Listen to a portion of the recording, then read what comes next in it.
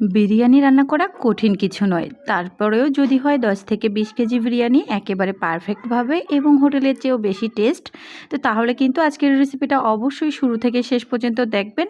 আপনিও হয়ে যাবেন বিরিয়ানির রাঁধুনি, আর খেয়ে তো সবার প্রশংসা পাবেনই। আর 20-25 কেজি চালের বিরিয়ানিও অনায়াসে রান্না করে ফেলতে পারবেন। আর এই বিরিয়ানিটা এতটাই লোভনীয় কি আর বলবো। কথা না বাড়িয়ে রেসিপিটা শুরু করা যাক, আর শুরু থেকে শেষ পর্যন্ত একেবারে রেসিপিটা দেখবেন।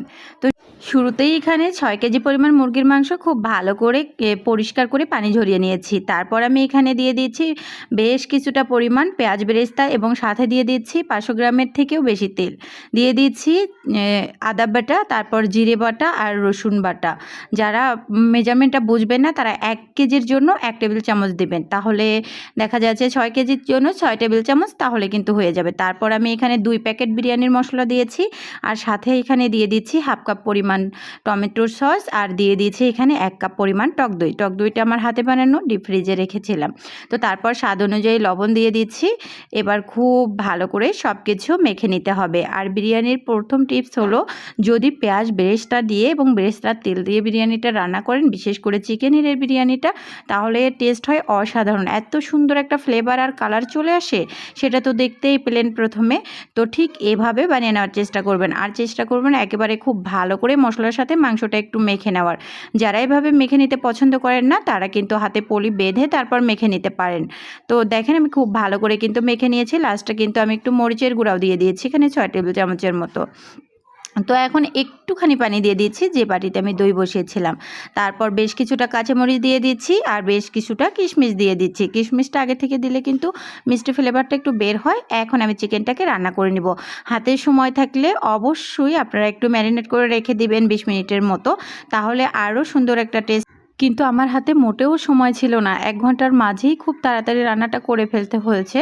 সো যাই হোক, এক চুলায় আমি মাংসটা বসিয়ে দিয়েছি, আর অন্য চুলায় এই যে চাল ভেজে নেব। এখানে আমি 6 কেজি চাল দিয়ে, আর চালটাকে আমি আধা ঘন্টা আগে ধুয়ে পানি ঝরিয়ে রেখেছি। আপনারাও কিন্তু চেষ্টা করবেন আধ ঘন্টা আগে চাল ধুয়ে পানি ঝরিয়ে রাখার জন্য, তাতে করেও কিন্তু পোলাও, খিচুড়ি, বিরিয়ানি ঝরঝরে হয়।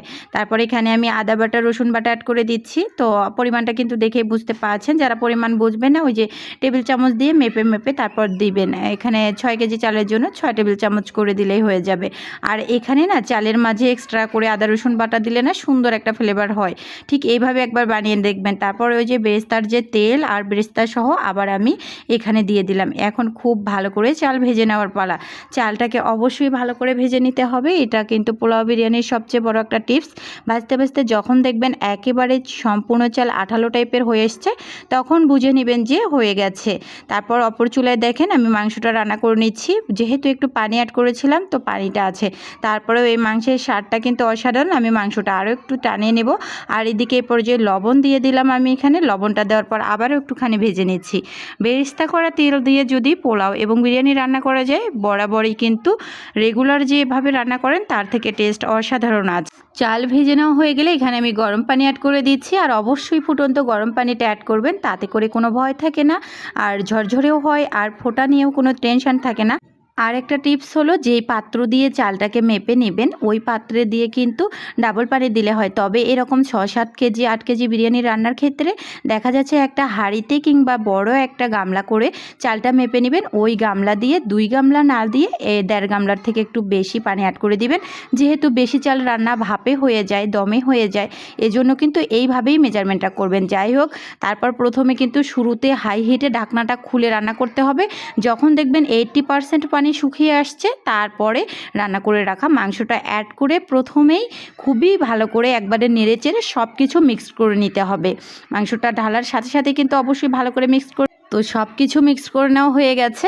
এখন আমি এখানে অ্যাড করে দিয়েছি বেশ কিছুটা কিশমিশ, আপনারা আলু বোখারা বা বাদাম অ্যাড করতে পারেন। তারপরে দিয়ে দিয়েছি ওই যে পেঁয়াজ বেরেস্তা আমি কিছুটা উঠে রেখেছিলাম। যখন পেঁয়াজ বেরেস্তাটা মুচমুচে হয়েছে, তারপরে এখানে আমি চিনি দিয়ে মেখে রেখেছিলাম, সেটা দিয়ে দিলাম। এখন আমি দিয়ে দিয়েছি স্পেশাল ঘি। তো ঘিটা অ্যাড করার পর এখন আমি এটাকে দমে রেখে দিব একদম 20 মিনিটের জন্য।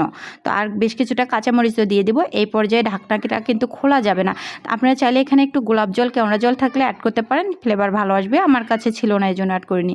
তো 20 মিনিট পর দেখতে পাচ্ছেন মাশাআল্লাহ কতটা লোভনীয়। আমি কিন্তু পরিবেশনটা করে দেখে দিতে পারিনি। ইউটিউব ফেসবুক যেখান থেকে দেখেন না কেন প্লিজ আমার পরিবারে যুক্ত হয়ে যাবেন। একটুও যদি উপকারে লেগে থাকে একটা হলেও লাইক কমেন্ট শেয়ার করবেন। তো ভিডিওটা দেখার জন্য অসংখ্য ধন্যবাদ। ভালো থাকবেন, সুস্থ থাকবেন, একবার হলেও ট্রাই করবেন। আল্লাহ হাফেজ।